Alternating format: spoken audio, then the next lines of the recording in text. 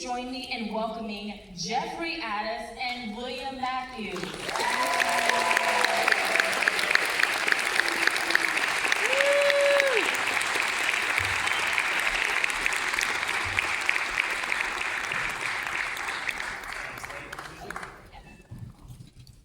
Well, hi. Hi. We've got a packed house tonight, right? Yeah, pretty good, pretty good. So I know we just finished the first episode, but let's go back to the very beginning. Where did the idea for the Boroughs come from?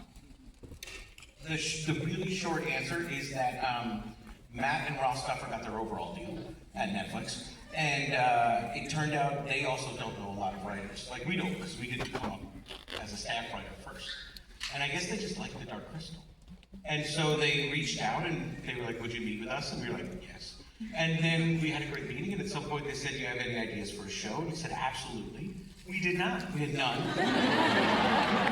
So we went to the Ye Rustic Inn that night and drank and came up with the Boroughs. And it really came from, okay, the Duffers just asked if you have any ideas for a show, so let's take everything we love and smash it together.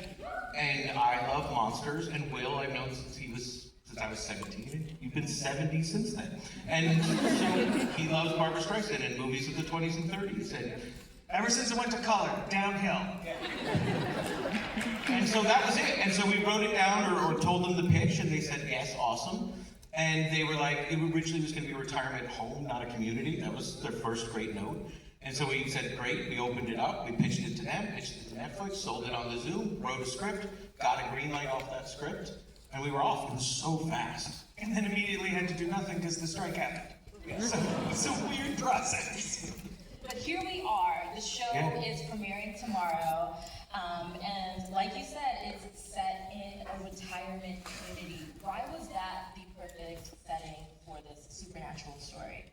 Well, one of the issues you have to solve right away, just structurally, in a story about monsters or ghosts or anything, is why not just leave the haunted house? You've got the haunted house. It's particularly hard in a show, when if you know you have to figure out each episode. Just leave.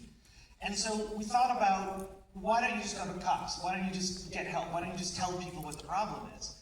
And we thought that, you know, when a young person, Stranger Things, when a kid says, hey, I saw a monster, no one believes them.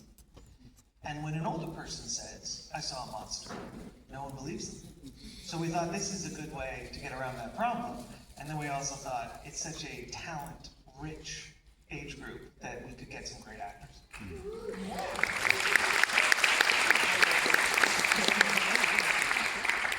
And I want to get into the actors a bit later because this is an incredible cast. But thinking about the inception of the series, let's go back to when you were children. What were some of the shows and films that really made you want to be a storyteller? And how do, if any, of these early influences kind of show up in the Boroughs? I mean, I really did draw monsters to the point they were worried about me. Like, you'll see later there's a character reading Salem's Lot. That's my copy of Salem's Lot, first edition. I read every Stephen King by the time I was 13 or 12. Like, too young. And so that was a big part of it, but it isn't just a lot of the stuff that we love.